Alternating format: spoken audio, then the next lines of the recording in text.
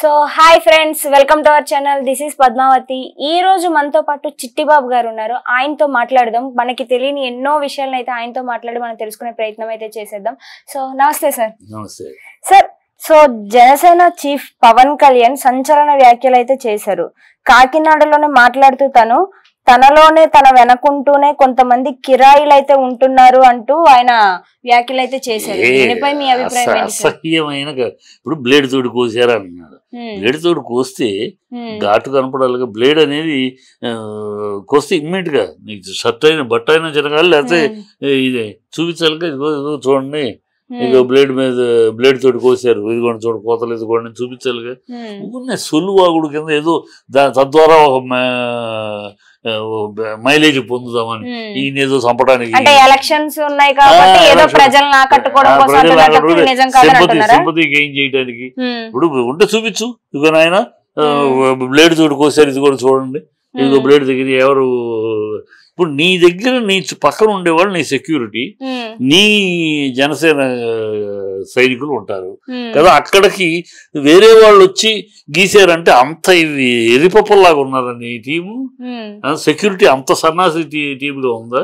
సెక్యూరిటీని కూడా కోసారట బ్లేడ్ తోటి.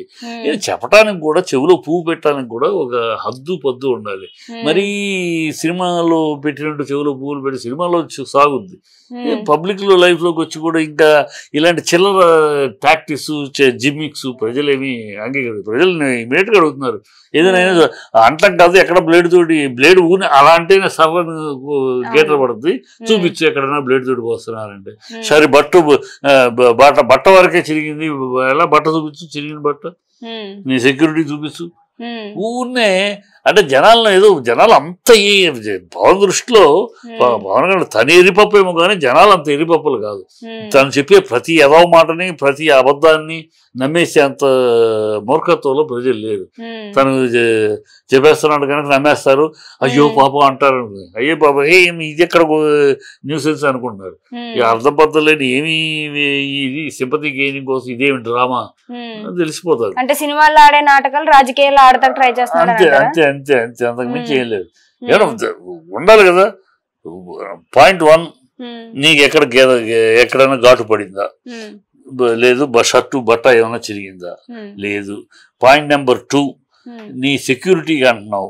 సెక్యూరిటీ ఒక బ్లేడ్లు పట్టుకుని నీ లోపల సెక్యూరిటీ దాటుకుని నీ జన సైనికులను దాటుకుని లోపలికి వచ్చి అంత దరిద్రంగా ఉందా నీ ఒక మళ్ళీ వారాహి అంటావు, వ్యాన్ అంటావు, అదంటావు, 30 సెక్యూరిటీ అంటావు, నా చుట్టూ వీర సైనికులు అంటావు.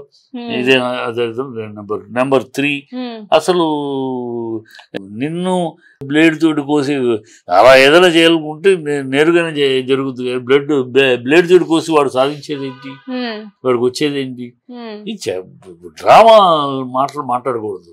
నిజాయితీగా మాట్లాడి, నిజాయితీగా పోరాడాలి, నిజాయితీగా అడగాలి ప్రజలు ఓట్లేయమని. నిజాయితీ నీ దగ్గర నిజాయితీ లేదు, నిలకడ లేదు. మొన్నేమన్నావో నిన్నేమన్నావో నీకు గుర్తుండదు. ఆ టయానికి ఆవేశంలో ఏమొస్తే అది మాట్లాడుతావు.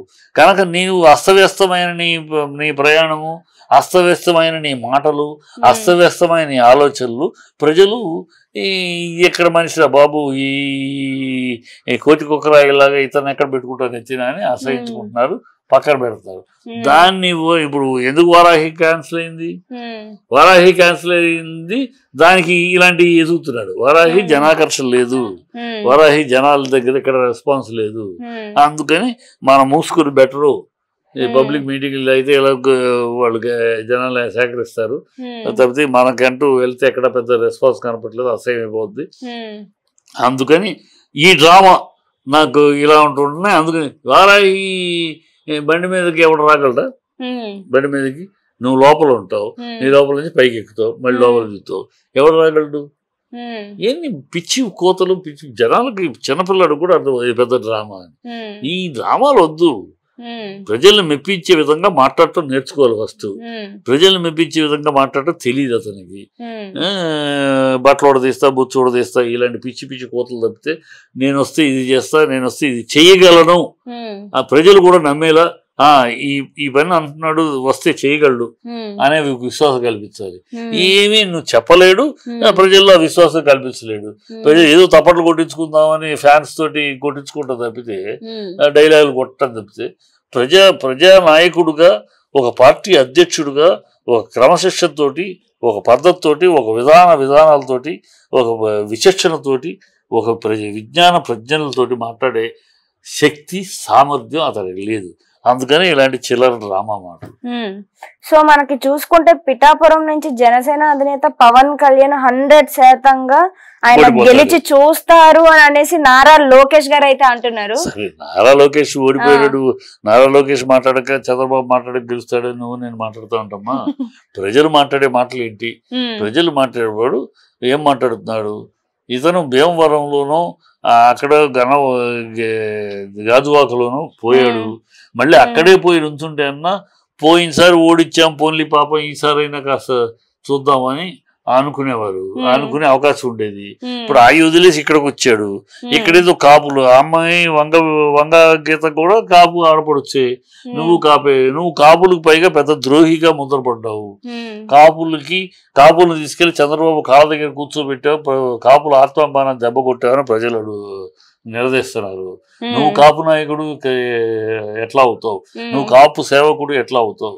నువ్వు వంగవీటి రాధాని చంపిన, వంగవీటి రంగాన్ని అత్యాచారం చేయించిన చంద్రబాబు ఆ రోజు ఏం మాట్లాడలేదు. ఇప్పుడు అలాంటి చంద్రబాబు తోటి, కాపు నాయకుడిని అంతమంది నుంచి చంద్రబాబు తోటి ఎలా చేతులు కలిపావు?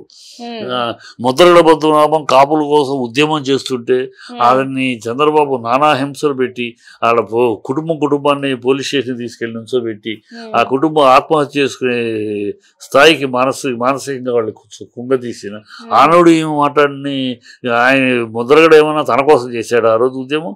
కాపు ఉద్యమం. ఆనాడు నీ నోరు ఏమైపోయింది? మాట్లాడలేదు. కాపుల కోసం ఏనాడు నీవు మాట్లాడేరగవు.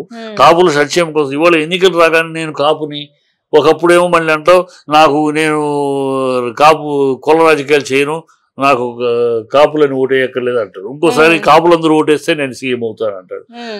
అన్నాడు. మరి ఆ మాట కదా కాపులందరూ ఓటేయి నేను సీఎం అవుతాను అన్నాడో లేదు. మళ్ళీ వెళ్ళిపోయి చంద్రబాబు కాళ్ళ దగ్గర కూర్చొని 21 సీట్లతోటి సర్దించుకున్నాడు వచ్చే ప్యాకేజీ. ఆ ప్యాకేజీ అంతకన్నా కుదరదని ఉంటాడు చంద్రబాబు. దాంతో తలపుచ్చుకున్నారు. సో ప్రజలు నిన్న అసలు కాపుగా చోట్ల కాపు ద్రోహిగా చూస్తున్నారు.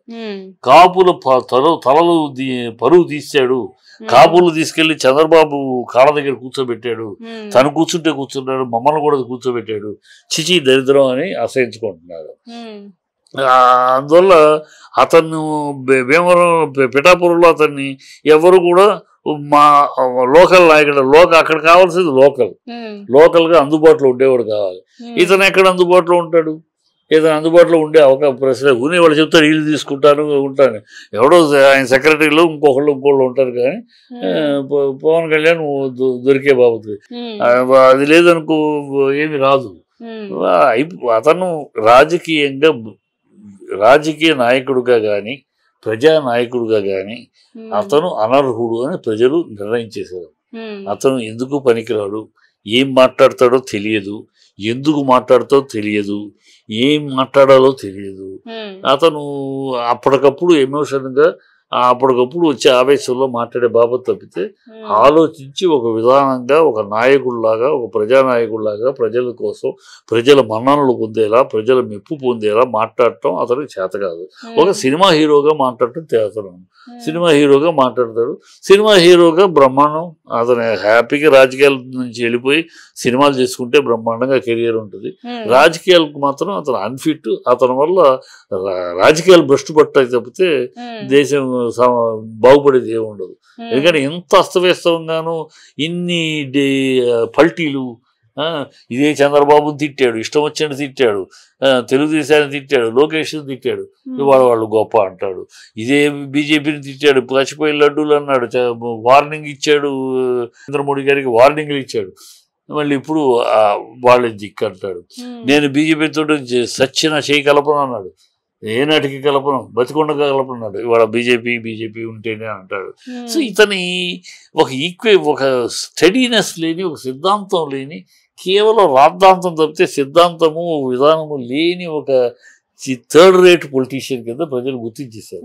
కానీ is unfit to be a politician. Is unfit to be people's leader, is unfit to, he's a good as a hero. Cinema hero సినిమాలు చేసుకుంటా ఉంటే ఎవడో మాట్లాడు, హ్యాపీగా చేసుకోవచ్చు. అంటే తన మాట మీద తనకే నిలకడలేని వ్యక్తి రాష్ట్రాన్ని ఏం బాగు చేసేస్తాడు. అంతే, రాష్ట్రాన్ని అసలు నిలకడలేని రాష్ట్రం దాకా అసలు రేపు గెలిస్తే చూడాలి.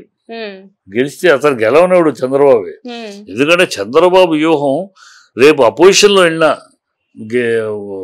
అధికారంలోకి రాలేము తెలుసు, అయినా అపోజిషన్కి వెళ్ళినా కూడా అపోజిషన్ లీడర్ అనేవాడికి కేబినెట్ హోదా ఉంటుంది. ఆ హోదా పోటీ రాకూడదు, అది తనో లేదా తన కొడుకు అంతే తప్పితే పవన్ గెలిచి వచ్చాడంటే పవన్ ఒక నాయకుడు అవుతాడు కదా, ఆ రెండో నాయకుడు చంద్రబాబు అంగీకరించడు, తనో తన కుటుంబమో తప్పితే ఇంకొకడు వచ్చి నాయకుడిగా ఉండడానికి. అందుకని అతన్ని ఓడించడానికి చూస్తాడు చంద్రబాబు, ఓడించడానికి చూస్తే అతను అసెంబ్లీలో అడుగు పెట్టినవాడు ఏదో గోల్మాల్ చేసి అతను ఇంతే చరిష్మా, అందుకని 21 సీట్లే ఇచ్చాను ఆ రోజు, ముందే తెలుసు ఊరిని హడావిడే కానీ ప్రజలు లేదు తెలిసి 21 సీట్లకే పరిమితం చేశాను, లేకపోతే ఆయన అడిగినట్టు 60 సీట్లు ఇచ్చేవాడిని. అప్పుడు రేపు మాట్లాడతాడు, ఏ మాటలు మాట్లాడతాడు. అందుకని చంద్రబాబు డ్రామా ఇప్పుడు అతను ఎంపీకి వెళ్ళమని గీకుతున్నాడు, పైగా మళ్ళీ ఎంపీకి వెళ్తే ఇక్కడ అసెంబ్లీలో కూడా ఉండడు కనుక తనకు ఎంపీలో వెళ్ళినా ఓడిపోతాడు, వెళ్ళినా మనకు ఊడింది వెళ్ళలేదు, అందుకని ఎంపీకి వెళ్ళని గెలుతున్నాడు. ఈ మనవాడిని ఆవేశపడు కదా, మొలక చెట్టు ఎక్కేస్తున్నాడు. నిలకడ లేకుండా నిర్ణయాల మీద నిలబడలేక ఎదుటి వాళ్ళు చెప్పే పొగడ్తలు పడిపోయి వెళ్ళిపోయే మనిషి అని అంటారా? పొగడ్తలు కదా, ట్రాపింగ్ లో పడిపోతాడు. ఎందుకంటే అంత విజ్ఞానం విశేషం లేదు, ఆవేశపడు కదమ్మా. ఆలోచన లేకుండా ఆవేశంతో నడిచేవాళ్ళు ఎవరైనా ఇలాగే ఉంటారు. అతనికి ఆలోచన అనేది లేదు అసలు. ఏదైనా మాట్లాడే ముందు ఒక నాయకుడు ఒక ప్రజల మధ్య మాట్లాడడం, ప్రజల మెప్పు పొందడాలి, ప్రజలని విశ్వాసం కలిగించాలన్నప్పుడు ఒక పగడ్బందీగా ఒక విధానంతో ఒక పద్ధతితోటి ప్రణాళికతోటి మాట్లాడతారు. ఇతని దగ్గర ఏమీ లేదు, సిగ్గుందా అసరబాబు ఇలాంటి ఆవేశంగా మాట్లాడటం తప్పితే ఆలోచన పరంగా ఎప్పుడు ఎమోషన్ చూపించాలో, ఎప్పుడు ఆవేశం, ఎప్పుడు విషయం మాట్లాడాలో ఆ విధానం లేదు. అందుకని ప్రజల దగ్గర తిరస్కరణ.